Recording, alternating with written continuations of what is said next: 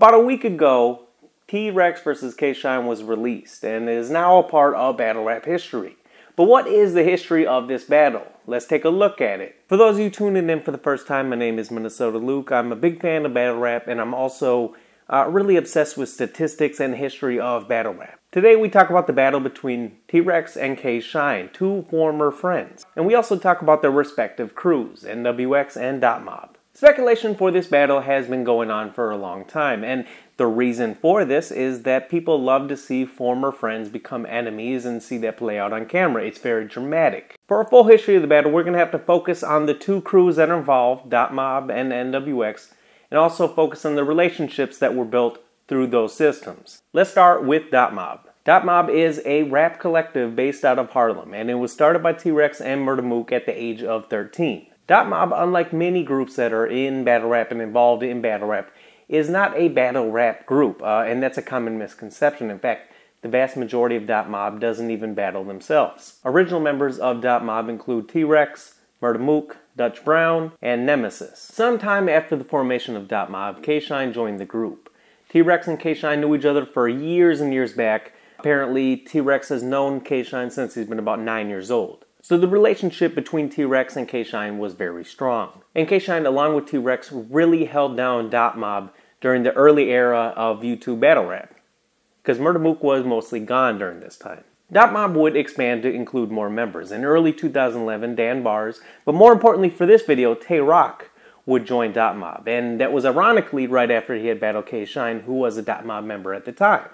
Rock's joining Dot Mob was important for several reasons. First part is that this was before Rock was the star, before he was as popular as he is today.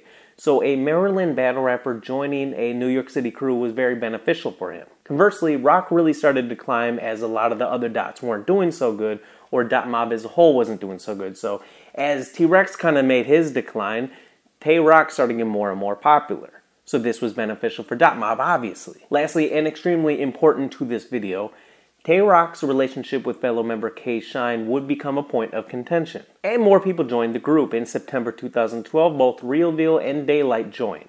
The joining of Daylight and the joining of Real Deal, I feel, was a very strategic move on the part of Dot Mob. California is not a place that they had members, and Pittsburgh obviously wasn't either. And those two also appealed to different groups of people that maybe Dot Mob couldn't have alone, especially considering geography. By October 2015, this was the roster, the official roster of Dot Mob. And you'll notice that K-Shine's name is on this list. And this is from October 2015, so right before these problems started happening. Now, I would argue that it's actually TRex, not Murda Mook, who is the most important person in Dot Mob. And I say that because, yes, Murda Mook has a legend status. Yes, Murda Mook is probably a bigger name and more well-known. But if it wasn't for TRex, I don't think Dot Mob would have been maintained the way that it did. He really kept it alive, and this was during a time where its most prominent member, you would say, Murda Mook, was really nowhere to be seen. He's only battled 2 times in the YouTube era. Meanwhile, TRex has regularly battled across all these years. So he really kept the Dot Mob name alive. Furthermore, TRex also acted as a recruiter for Dot Mob and built relationships throughout the battle rap community. Now, it's not to say that Murda Mook did not do this, but it's much easier to do this when you're active in the battle scene, which TRex was and which Murda Mook was not. TRex also acted as an advisor, as a mentor, and as a strategician to a lot of new Dots. And this was important, especially with one guy you can think of, is K-Shine. At least according to Rex, he really taught him a lot of things and, pushed him forward in battle rap, and is a part of his success, according to TRex. And very importantly, the relationship that TRex and K-Shine had is very, very different. Very, very different than the relationship that TRex may have with Real Deal or Daylight. You have to remember that K-Shine and TRex knew each other since K-Shine was 8 years old. This is not people that he's known for 3 years. This is a far and wide relationship, and they traveled all across the country battling together. They were in each other's corners, things like that. So the relationship between these two is much closer than a lot of other Dot Mob members, especially the newer ones. And speaking of K-Shine, we should now move on to NWX, because that's the whole other part of the story. It's NWX versus Dot Mob.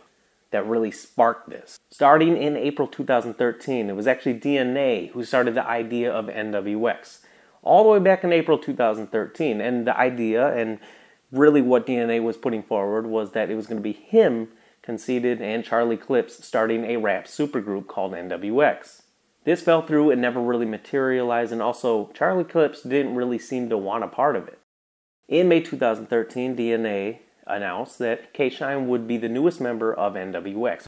The totality of NWX's membership and prospective membership was really unclear at this point, with DNA saying that Clips, Conceited, K-Shine were the official ones, but he was mentioning that that Sharon, DJ Don DeMarco, Hollow the Don, No Mercy, Cortez, several others were going to be members. Despite the ambiguity of who was actually in the group and what it stood for was clear. It's New World Order X. On September 3rd, 2013, so 5 months after the group formed, DNA announced that a huge blog was going to be coming out about NWX, and it was really going to be introduced to the world. And again, this didn't happen either. A few months after this, in November 2013, DNA said that NWX was dead, and it wasn't something that he was pushing forward anymore. So the idea of NWX, the supergroup, was at this point over. That is until April 2015, when DNA announced that NWX would be forming again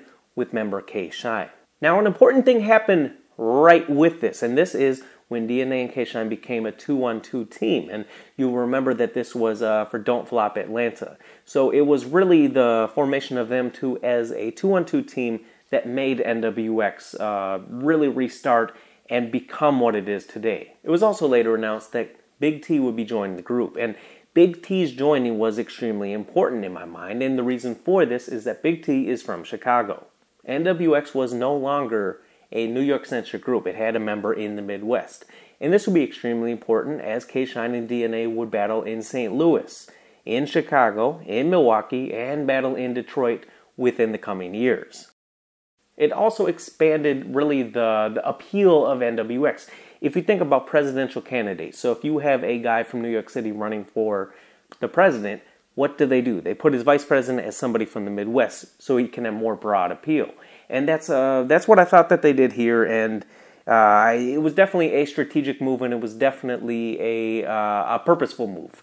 And it isn't that just that Big T was a good battler. I think there was a geographic concern and a geographic strategy to this. The saga was added after this, and I see this as also a strategic, purposeful move. The Christian hip-hop community has a strong influence in battle rap, and this is something that Battle Rap Chris, shout out Battle Rap Chris, has talked about. He's talked about how the Christian hip-hop community is very influential in the battle rap community. So having a Christian battle rapper on your side, you can appeal to people that maybe you hadn't prior. At this time, another member would be added, and that would be Rain. Now, Rain, most people don't know this. Rain has been on Smack longer than K-Shine, DNA, anyone. Rain was on the original Smack DVDs, not as a battle rapper, but as a musician. I'm leaning out the window like Swiss. Me, bitches. No hater could break this nigga. Heat makers lace the nigga. I'm waiting on Smack to tape a nigga. My lady's favorite nigga. So Rain was very established with Smack DVD, with the brand, and he's also very established in music. And I got the feel that Rain was kind of the manager, the PR guy, the spokesperson for the group. And he also played another important role, and that is that he knew music production. And this would become important later as the diss track started. So just as a quick recap, April 2015 is really when NWX started. And it started mainly after DNA and K-Shine started their 2-on-2 system that they had. Over the next few years, NWX would appear on so many different cards together, the members of NWX. So many that I have to write them down and, read them off. And I don't even have a full list in front of me. But DNA and K-Shine did, so many 2-on-2s. DNA and K-Shine appeared on Gnome 5. Big T and K-Shine battled Dirtbag Dan and Dirtbag Dan. The Saga and DNA appeared on Perfect Day to Die, which was also, the name of Rain's album. So another member connection there. Big T, DNA, and K-Shine appeared on Summer Madness 5. DNA and K-Shine battled on Black Ice's Format 2. DNA and Big T traveled to Canada to battle, and the UK to battle, and all members appeared on Double Impact. And they also appeared on other Black Ice events. DNA and K-Shine recently went to St. Louis to battle.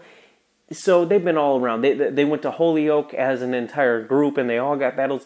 So really, it has been beneficial to all the members of NWX.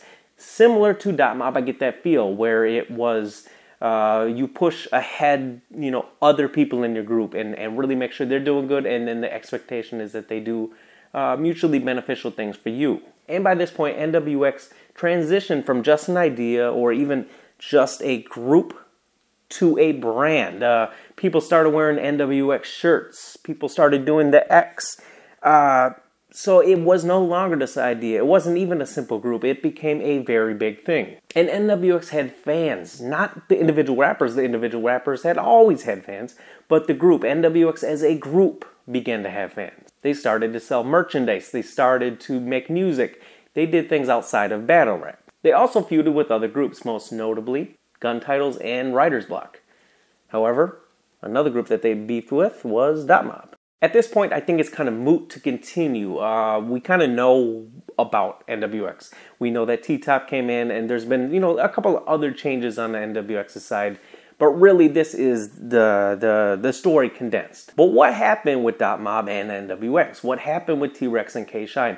How did two best friends become not even uncool, but seemingly have huge problems between one another? I mean, both K-Shine and T-Rex in the past have said that they would never battle each other, that they wouldn't fight, that they were brothers. And they even, made fun of other battle rappers for this. You battled your little bro. Hitman, that proved that you was weak, Verb. Before me and K-Shine battle, we a fist fight in the middle of the street, Verb.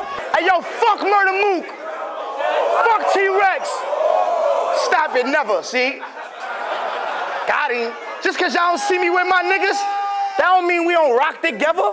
I mean, it's NWX, but I'm going to be a Dot forever. Now, when NWX first started, there was no issues with Dot Mob. K-Shine even said that, I'm joining NWX, but I'm still going to be a Dot, right? So there was no public issues between the groups. T-Rex and Big T, though, had long-standing problems. These two had went back and forth to one another on a regular basis. This is definitely Big T's room.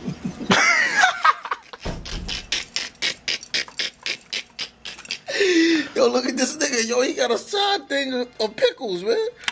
Look at this. No, he got another one. Look. Look, and he has sage all over the place. Look at Big T. Also, while I don't think T-Rex and DNA had any significant issues, I never really got the impression that T-Rex was a very big fan of DNA. But like I said, it was still pretty cordial. It wasn't a big deal. NWX's first blogs that they were releasing were disses towards Averb and Serious Jones. It had nothing to do with Dot Mob. One thing that I see as a big issue, big starting issue here, is that K-Shine did really well with NWX, especially really quickly. And if you look at his stock during his time with Dot Mob, his stock was much higher when he was with NWX. There were points when he was with Dot Mob, it was more like this, like up and down, up and down, up and down. When he was with NWX, it just seemed to be success after success. So in his mind, he liked that. And there also may have been some internal issues in Dot Mob. He had talked about other people in Dot Mob that he wasn't too fond of. He didn't use specific names, but you could guess maybe Tay Rock or maybe other members. So maybe there was something else going on that the public generally isn't aware of, as is the case in a lot of these things. In November 2015, T-Rex did an interview with 15 Minutes of Fame, and he publicly, for the first time, questioned K-Shine's position in Dot Mob. Now, T-Rex said that he spoke to K-Shine on the phone, and K-Shine said that he's going to be a Dot forever. And, T-Rex even said, I don't have a problem with him going and do his own thing with NWX. But Murda Mook, I can't speak for him. Now, this was big. He was publicly saying that K-Shine's position in Dot Mob was not guaranteed. T-Rex also said that the ball was really in K-Shine's court, and that T-Rex at one point was going to join a group with Hitman Holla and Calico, but never did because he really didn't want to do anything that would, hurt Dot Mob. And so he felt, some sort of way about it, but wasn't going too far with it, right? But he said it was up to K-Shine to prove whether or not he was a Dot, to show that he was a Dot still. TRex did say in this blog, and not surprisingly, that he was not a fan of Big T. Later in November 2015, Murda Mook made an official announcement. K-Shine was no longer in Dot Mob. Despite this, Murda Mook was very cordial in this interview. He didn't really go at K-Shine too hard, and he also, he stated he understood kind of where K-Shine was coming from with this. But he did say that K-Shine was no longer in Dot Mob. One huge issue, though, at least according to K-Shine, is that nobody told him about this. Nobody told him that he was out of Dot Mob. He heard it on the radio. So if you're in K-Shine's head, you feel a certain kind of way about that. And I understand that. And it continued to heat up. On December 3rd, 2015, TRex again went on the Angry Fan Radio, and he said that, K-Shine's actions were showing that he was not a Dot. He said that it wasn't Murda Mook who kicked K-Shine out the group, that it was K-Shine who kicked himself out of the group by acting a certain way. He said that K-Shine was not in very good communication. He said that K-Shine wasn't showing up to their music stuff. He said K-Shine, his actions overall were showing that he wasn't interested in being a member of Dot Mob anymore. He said, that he was spending $70 on recording sessions and K-Shine would never show up. And that K-Shine was not on any of their music of the past few months. TRex also took issue because he said that he helped K-Shine as a battler, gave him lots of opportunities, and took pay cuts so K-Shine could be on cards, and even made sure that he got camera time on Total Slaughter. Then Rain came in, and Rain had some less specific issues with TRex. He said that TRex had said some things that he wasn't too fond of about him, and that he felt TRex was kind of mocking his position in NWX. The most important thing that happened in regards to Rain was that Murda Mook sent out a tweet that said, "Okay, rules, you can't diss me in rap if you don't have your own crib." And he sent that on December 2nd, 2015, so around the time of the Angry Fan interviews as well. And, Rain took this as that he was going at him. So, again, in Rain's head, this tweet was about him and he was dissing him. So, publicly going at a member of another group, that heats things up even more. So as you can kind of see, this was a whole bunch of little things that kind of kept pushing in. So, for a second, imagine if one of your friends starts hanging out with another group of people. And you kind of have two perspectives. You have the perspective of your friend, and then you have the perspective of you. From both sides at the very beginning, it's like, yeah, we're still cool, everything's great. But little things start happening, and they start adding up and adding up and adding up. And as they add up, and maybe through misunderstandings, maybe through purposeful things,